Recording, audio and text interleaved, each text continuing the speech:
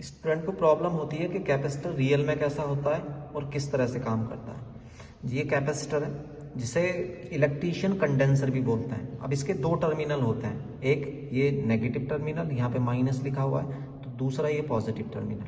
तो जैसे ये कैपेसिटर है और मैं यहाँ पर एक सेल लूँ, यहाँ पर इस तरह से, और इस कैपेसिटर को कनेक्ट कर दूँ यहाँ, मतलब इसकी दोनों ये जो एंड है वो इस तरह से कनेक्ट कर दूँ यहाँ पर इस तरह से।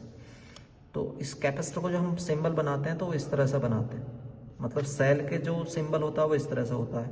ये वाला बड़ा एंड होता है, ये वाला छोटा एंड होता है। जो बड़ा एंड होता है उसे पॉजिटिव लेते हैं, छोटे वाले एंड को नेगेटिव लेते हैं। यहाँ पर जो कैपेसिटर होगा इसकी दोनों साइड जो होंगी वो पॉजिटिव होंगी। और कैपेसिटर का जो मेन काम होता है, ये इंपॉर्टेंट है, मेन वर्क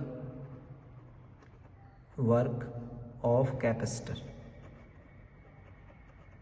कैपेसिटर का जो मेन वर्क होता है, वैसे तो दो होते हैं। पहला कि कैपेसिटर जो होता है वो चार्ज को स्टोर करता है, स्टोर ऑफ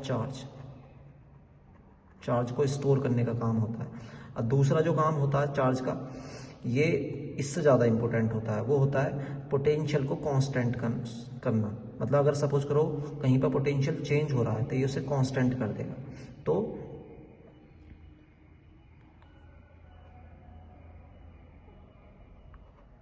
कांस्टेंट पोटेंशियल किसी सर्किट का, जैसे कांस्टेंट पोटेंशियल कैसे करेगा, जैसे सपोज करो कोई एसी सोर्स है, मतलब एसी है, तुमने लगा दिया और वहां पर एक रेजिस्टेंस है या एक बल्ब है, तो ये बल्ब है, यहाँ पे बल्ब या रेजिस्टेंस, ये एसी है, एसी सोर्स का सिंबल ये वाला होता है। तो जैसे लगाया तो इसमें बल्ब में क्या होगा, कभी करंट इंक्रीज होगा, कभी डिक्रीज होगा, पोटेंशियल कभी इंक्रीज होगा, कभी डिक्रीज होगा। तो अगर सपोज करो तुमने इसके पैरेलल में लगा दे कैपेसिटर, तो जैसे ही वोल्टेज कम होंगे तो ये अपने चार्ज जब स्टोर कर लेता है तो वो एकदम जीरो नहीं होता, मतलब वो धीरे धीरे जीरो होता है, इतने दूसरा चार्ज इकट्ठा हो जाता है, तो ये पोटेंशियल को कांस्टेंट कर देता है यहाँ पर। और याद रखना चाहिए जब पोटेंशियल को कांस्टेंट करेगा तो यहाँ पर ये पैरेलल में लगाया जाएगा। पैरेलल में लगाने से इसके वोल्टेज तो कम हो जाएंगे, लेकिन इसके वोल्टेज रहेंगे तो इसे रेगुलर सप्लाई मिलती रहती है।